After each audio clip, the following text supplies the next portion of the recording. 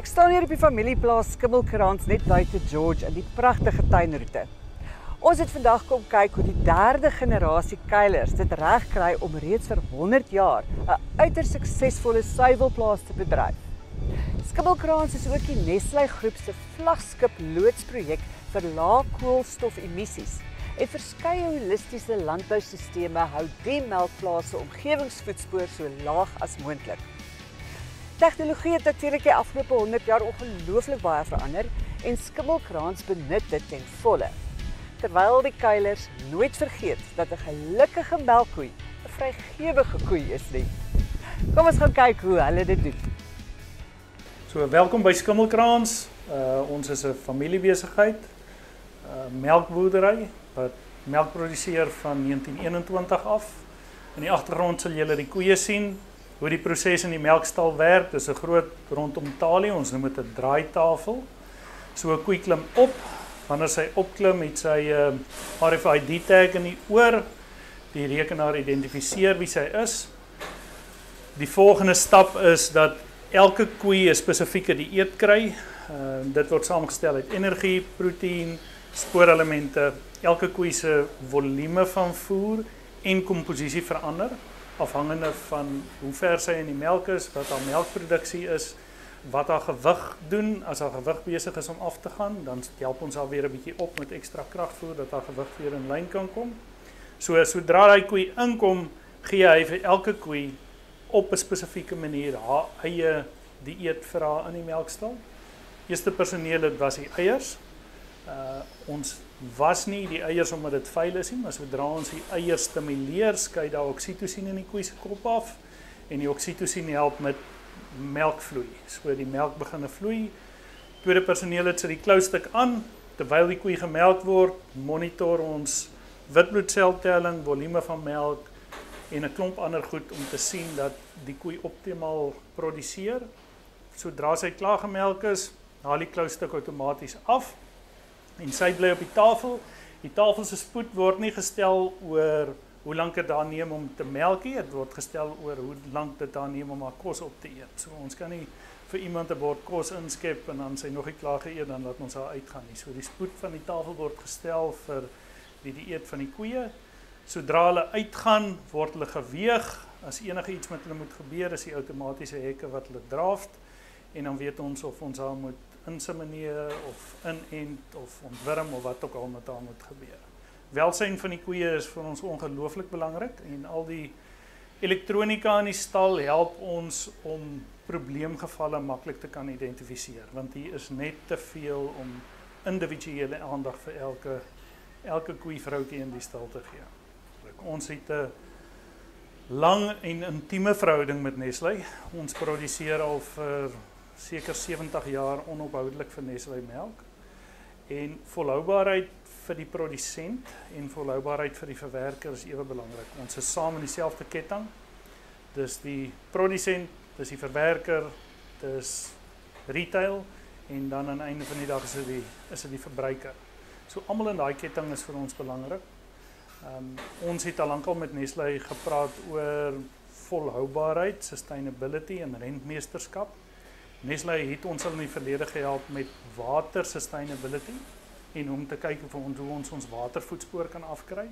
En die gedagte om dit uit te brei na 'n koolstofvoetspoor toe het opgekom en ons eintlike gedagte is om vir die verbruiker te sê melk kom nie van 'n yskas in Woolies of Checkers af nie. Melk kom van 'n koe af. En by the way, daar is nie so iets soos amandelmelkie, want ek ken niemand wat 4 uur in die oggend opstaan om amandels te melk nie. So melk is 'n ongelooflike voedsame wholesome produk. Die eerste voedsel wat enige mens wat gebore word inneem is melk.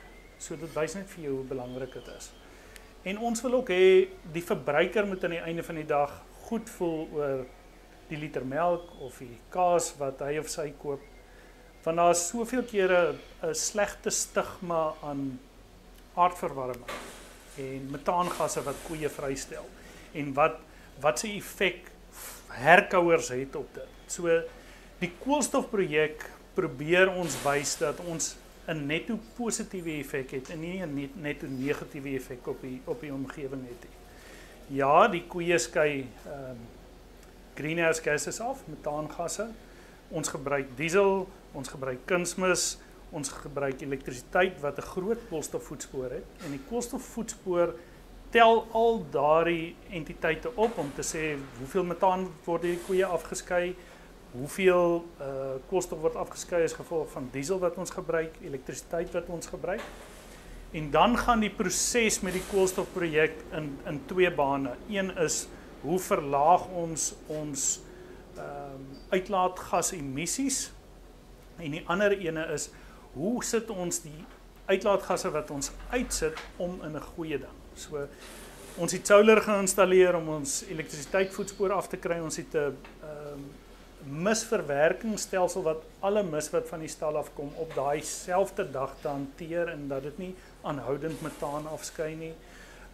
Ons het 'n klomp ingrypings in plek gekry om ons kweekhuisgasse af te kry. Die ander deel van die boerdery wat persoonlik my lekkerste is, ek boer nie regtig met koeie nie, ek boer met gras. My koeie is my stroopers wat aan die einde van die jaar net die koring kom harvest. So die grasse en die weidings wat ons het ons oorgeswaai van een cultivar weidings na multispesies weidings toe.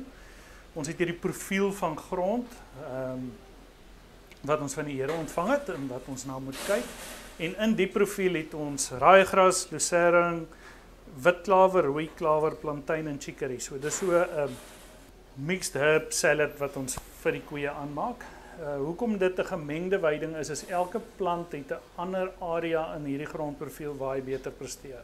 Raaigras het vlakwortelstelsel, lucerne het 'n diepwortelstelsel, ander het weer 'n baie sterk penwortelstelsel wat deurligting help.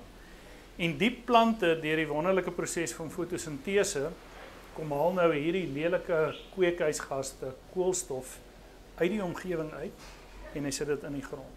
En sodra ons koolstof bind in die grond, maak ons alles rondom die grond beter. Ons hou die voghou vermoë is beter, die grondvrugbaarheid is beter, die produksie is beter. So ons meet jaarliks op GPS-blokke, hektaarblokke oor die hele plaas wat die koolstofvlakke in die grond gedoen het. En dan kan ons sê ons het soveel koolstof geproduseer of dis die effek van die plaas se koolstof, maar ons het soveel uitgehaal en terug te gesit. So dis 'n mooi storie en die verbruiker kan aan die einde van die dag goed voel as hulle liter melk koop in die winkel. Wat bek en klauseer betref, is skimmelkrans 'n geslote kudde, so geen nuwe diere word van buite af aangekoop nie. Voertuie word ook eers gewas en ontsmet voor hulle op die plaas toegelaat word. En verder is daar talle kameras op die plaas wat seker maak dat ieder en elk sy kant skoon hou. Ek het 'n vriend wat gesê het 'n melkbees is 'n ongelooflike aanpasbare dier. Sy kan aanpas by enige iets behalwe verander melk. So ons werk op hierdie plaas is om elke dag dieselfde te hou en dis nogals uitdagend. Routine is verskriklik belangrik vir 'n koei. As jy na die draaitafel kyk, nêrens sien 'n koei 'n mens nie. Die mense is agter die koeie. Maar as my personeel het verwissel oor 'n naweek wat die stimulasie doen, dan vang my melkproduksie 'n dippie want ewe skielik vat hierdie mens anders dan my. So dis almal vrouens hier binne.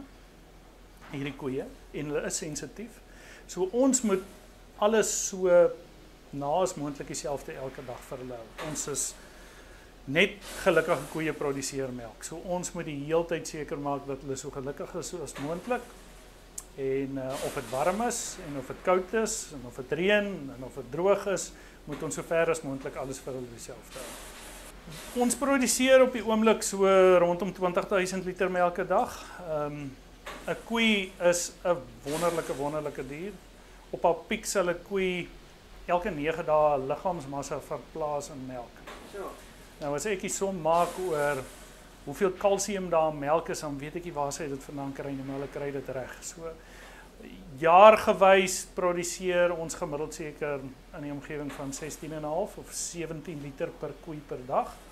Dit wissel van hoe vars 'n koei in melk is en wanneer sy opdroog.